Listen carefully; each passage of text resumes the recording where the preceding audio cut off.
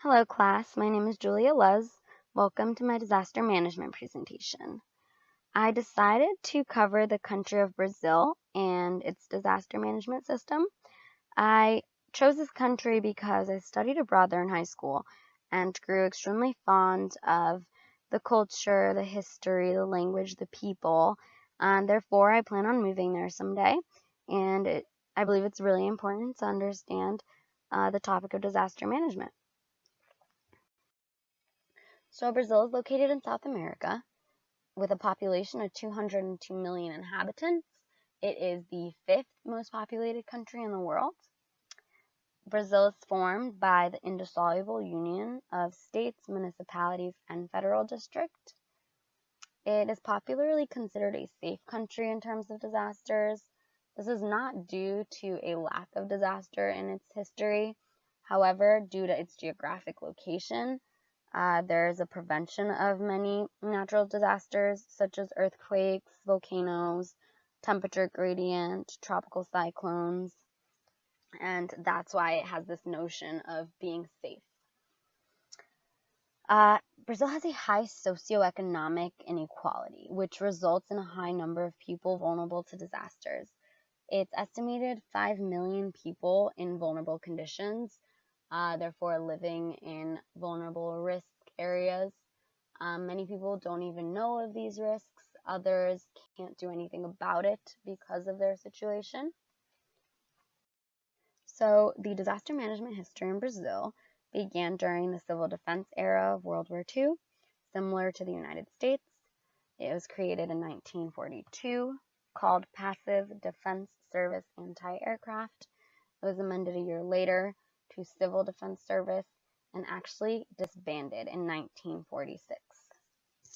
Brazil's national civil defense system was then organized in 1988. This was a result of a great flood 2 decades prior in the southeast region of the country, which proved the necessity of a defense system. The task of the National Civil Defense System is to set preventative, aid, assistance, and recovering actions designed to avoid or minimize disasters, preserve the population's moral, and reestablish social morality. The organ most widely recognized as directly associated with disaster risk reduction in the country now is the Ministry of National Integration under the National Secretary of Civil Defense. It coordinates overall national civil defense systems. So the hazards that Brazil is most vulnerable to are all natural hazards, which include landslides, floods, droughts, wildfires, and climate change. Next is the implementation pattern Brazil uses for disaster management is bottom up, meaning it begins at the local level, onto the state, then the federal. The success of the risk management depends on the integrated action of many governmental institutions. As you can see in this picture, in this chart I have posted, it is quite complex. However, it seems to work. So the organizations that participate in disaster management for the country commonly include governmental agencies, non-governmental agencies, international organizations, nonprofit international organizations. I have a few visual of some examples. We have the Red Cross, Pan American Development Foundation, Doctors Without Borders, United Nations Office for Disaster Risk Reduction, USAID, among many others. Next, I'm going to cover a few obstacles which most likely can affect disaster management for the country of Brazil. So first, a bottoms-up model requires really close involvement among the 3 levels of state organization.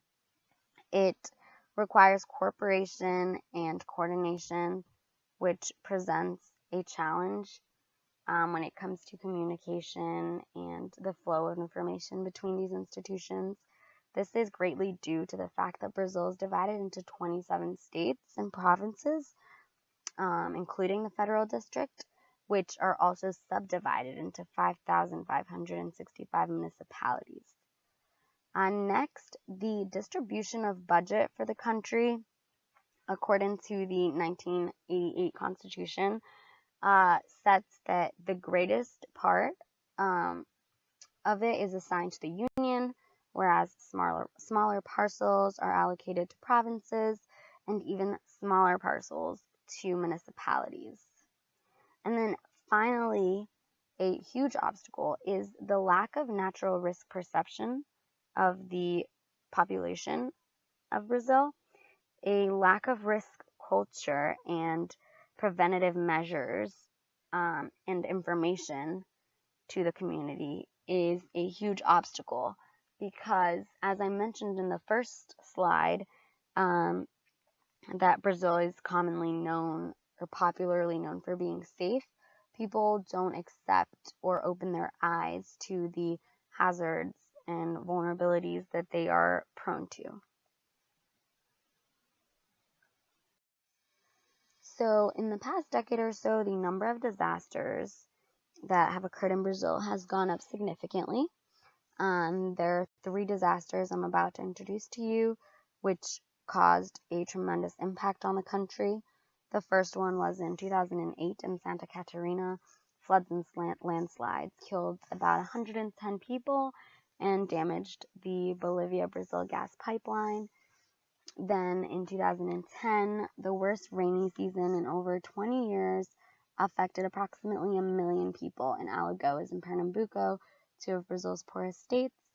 And then in Rio de Janeiro's mountainous regions in 2011, a horrific series of flash floods and landslides claimed the lives of 1,000 people in 7 cities.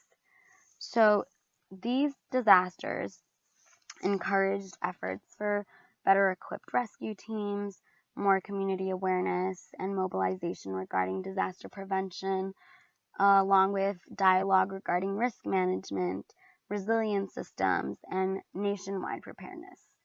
Only in the year of 2008 and 2011, this period where these 3 disasters happened, an estimate of $9 billion was spent by the country to deal with these disasters. The disaster management planning and policy of the country was greatly affected by the 3 disasters we just covered in the last slide. It shaped the implementations and modifications that the disaster system is currently going through. So the National Policy of Protection and Civil Defense Act was passed in 2012. It involves the action of prevention, mitigation, preparation, response, and recovery designed for protection and civil defense. This was to move people away from the excuse of an action being for uncertainty. So the Act states that it is a duty of the union, state, federal district, and city to adopt actions necessary for disaster risk reduction. Then the National Center for Monitoring and Warning of Natural Disasters was created in 2011 after the landslides and flooding in Rio de Janeiro.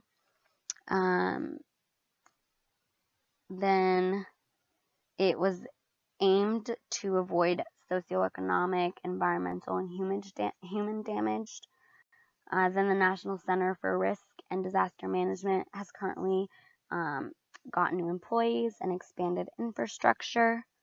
So there is a visible evolution in the system of civil protection and natural disaster management in prediction and operational level, as well as knowledge production and sharing information. So that's all I have to say about what I have learned in regards to the disaster management system in Brazil. Thank you so much for listening. I hope you enjoyed, and feel free to ask any questions and leave comments. Thank you.